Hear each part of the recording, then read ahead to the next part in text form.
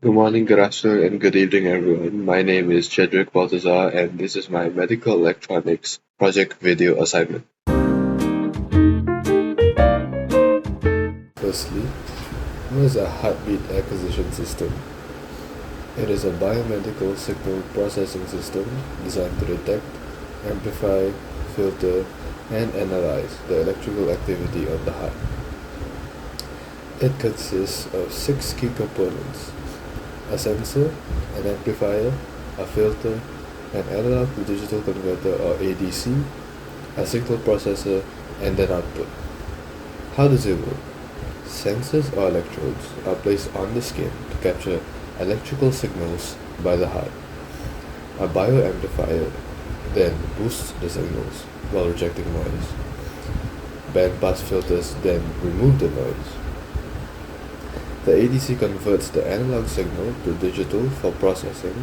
Algorithms then process these signals and detect QRS complexes, calculate heart rate, and identify irregular heartbeats. Processed signals are then displayed on a monitor, stored, or transmitted for further analysis. Let us now analyze the signal processing circuit starting with IC1A, the preamplifier. Let's start with the leftmost capacitor, C1. The function of this capacitor is to block the bias voltage from the input, allowing only the AC signal to pass through. The two 10K resistors, R9 and R10, forms a voltage divider. They provide half of the voltage from the voltage supply to the operational amplifier.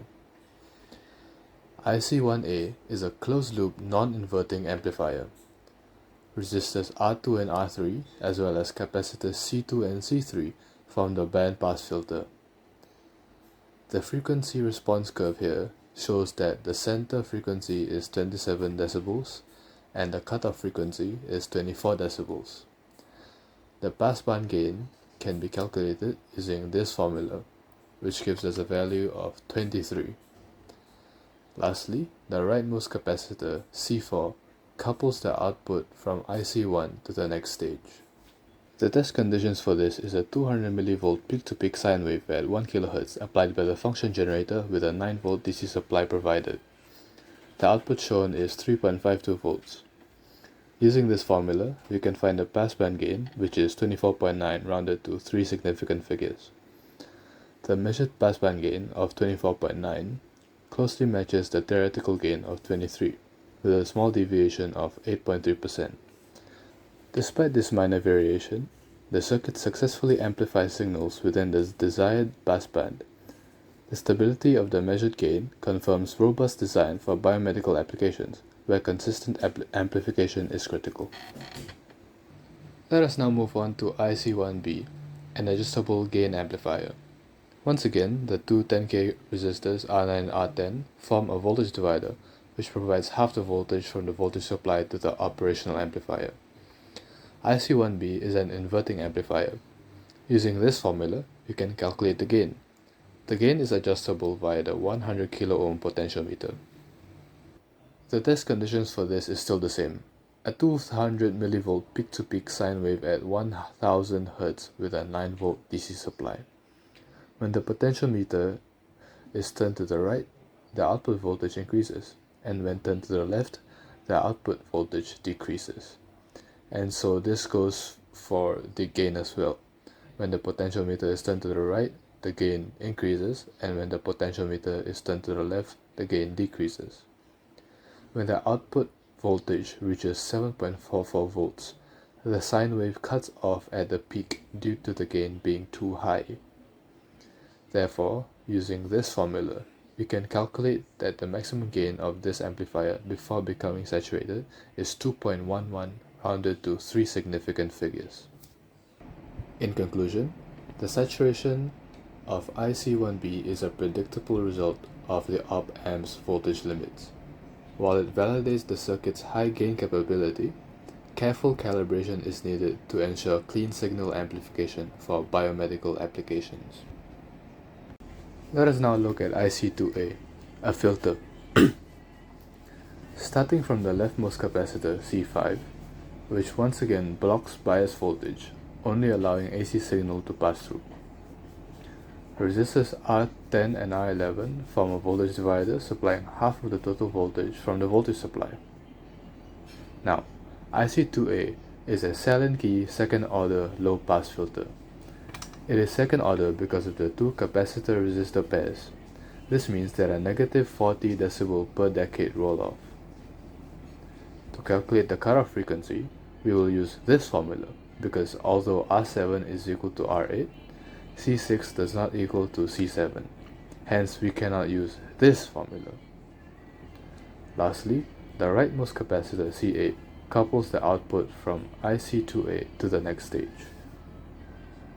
The test conditions are a 5 volts peak-to-peak sine wave with the tested frequencies of 100 Hz and 1 kHz with a 9 volt DC supply.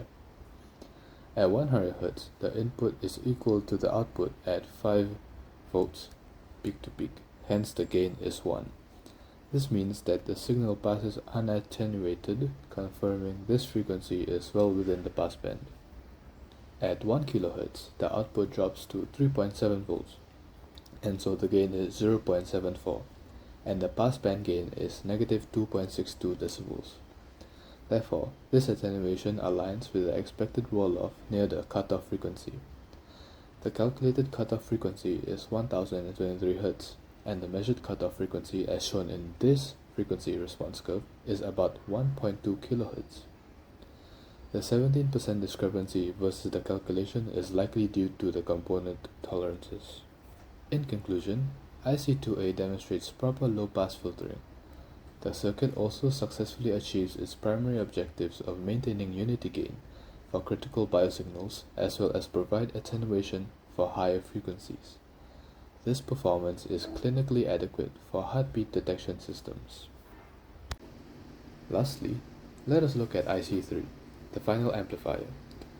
Let us start with the potentiometer, which acts as a variable resistor in the feedback network of the op-amp to adjust amplification gain.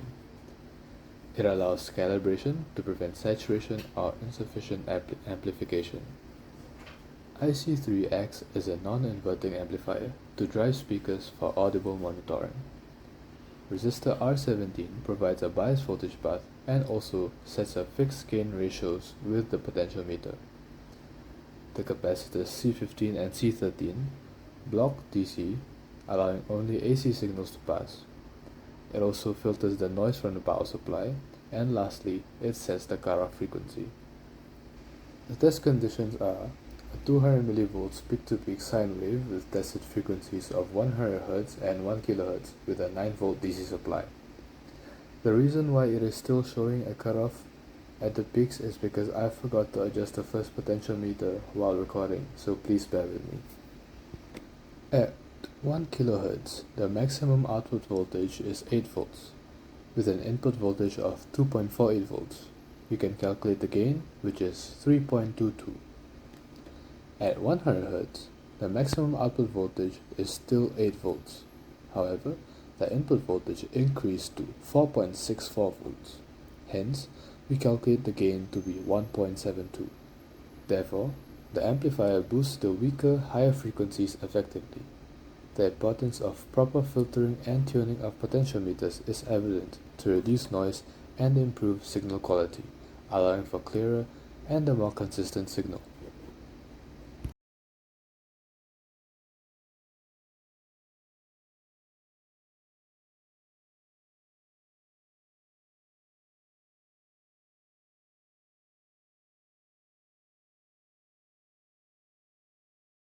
To sum everything up, this biomedical signal processing circuit consists of 3 stages.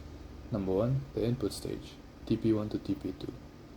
It acts as a high impedance buffer and initial amplification. Number 2, the filtering stage, TP3 to TP4, and it acts as a frequency selective filter.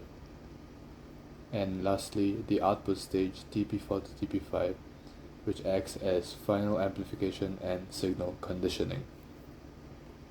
Using the formula to find gain, we calculate that the total overall gain of this circuit is 40 times.